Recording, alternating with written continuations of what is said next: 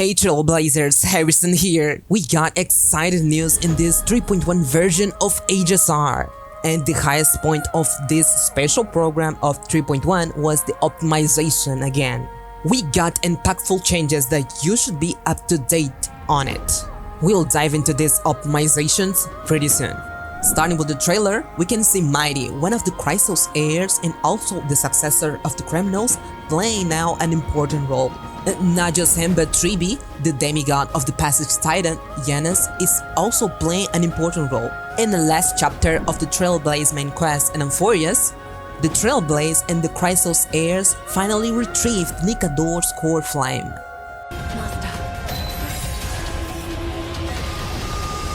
After the tremendous battle between the Chrysos Heir and Trailblaze against Nikador, also known as the Strife Titan, the core flame was successfully reclaimed. In this new Trailblaze chapter, Light slips the gate, Shadow greets the throne. Continuing the flame chase journey, we'll set off for the Grove Epiphany, looking for the Risen Titan, Xerxes, our next target. But she's not the enemy like the Strife Titan, she's a friendly one. Our enemy is actually a masked guy holding a big sword. He's trying to steal the core flame, so an intensive chapter is waiting for us. If it wasn't the stealer masked guy, we could retrieve a Xerxes core flame without a hitch, but it won't be that funny. In battle, this masked guy, also known as Flame Reaver, can summon clones to fight alongside them. When Flame Reaver's attacks, they follow up attack by him. If you leave them alive, Flame Reaver will absorb them and will gain buffs, so destroy the clones first. In this 3.1 storyline, we'll have an explanation of Tribbie's past, how she becomes the first Chrysos heir, and how she becomes a demigod, the first demigod in Amphoreus. I'm so curious to know the past of this cute little girl Tribbie. What about you? Tell me here in the comments, okay? Along with your like. Thank you so much.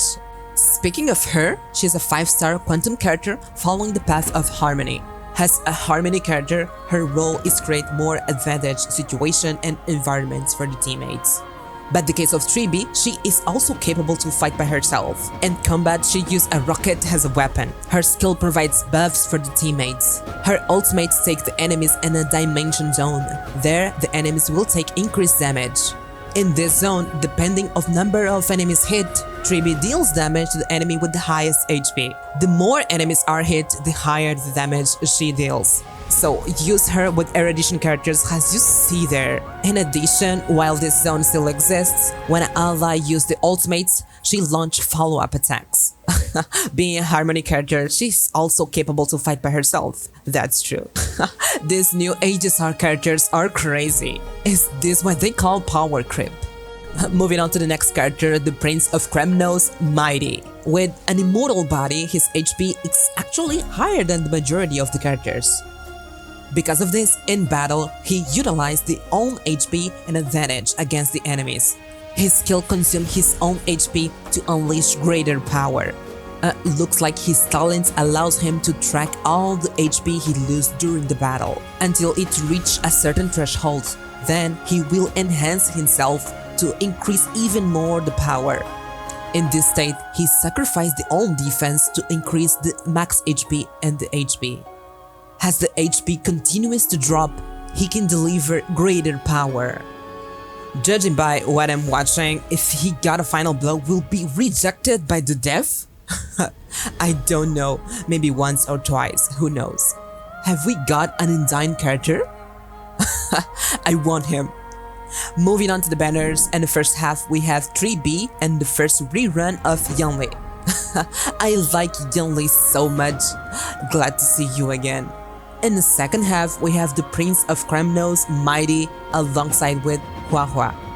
Moving on to the new content, we got an update for Divergent Universe Protean Hero. Featuring day and night cycle system, each battle will change between day and night, providing different buffs for the teammates, and additional effects that just occur during this transition. During the exploration, we need to choose the state that can suit better for the team's traits. Selecting one of these two states, as further we go, we can select blessings based on the state we choose. These blessings will just take effect on the corresponding state. There's more buff for us in 3.1 Divergent Universe update. Titan Oats, 6 Titan Oats that we can select to gain different buffs, 3 for the day state and 3 for the night state. By cleaning the Divergent Universe, we'll be rewarded with the Branch of Rights that we can use to unlock more Titan Oats and upgrade them. There's even more intense battle in the Conundrum mode. Astronomical Division. We also got Strategy System. Basically with this we can select the previous file we used that contain the questions, the weighted curious and blessings. By doing this, we'll get recommendations of the file that we select. This Divergent Universe will give this new item that we can use when we running out of the items that we use to level up characters. New Remembrance 5-star light cone and other things on the Herda store. Moving on to the 2 events for 3.1, the first one is an event with puppies that we need to train them. The goal is build the best team has ever. Each puppy, each chimera has different traits, strengths, and shortcomings. We need to adjust each chimera position based on the traits they have. After you build a team, just watch the outcome results. The second event is even easier. Just submit the items the store will ask you and you will be rewarded. Finally, to complete this video, let's talk about the system optimization coming in version 3.1.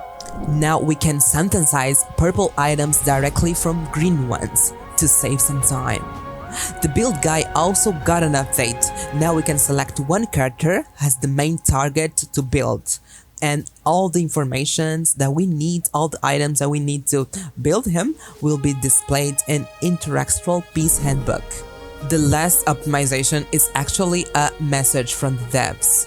From what I get, the players are exhausted to play the main quest because there's a lot of backtracking, puzzles, enemies. Yeah, I feel that too. I just want to do the main quest, but all these puzzles took me like several hours. Basically, the main story will be more straightforward, directly on what we want, okay? Without puzzles or other stuffs. In fact, these stuffs will be included as optional content.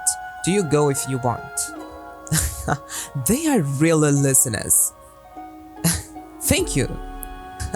By the way, subscribe here, leave your like, okay, and see you when you see me.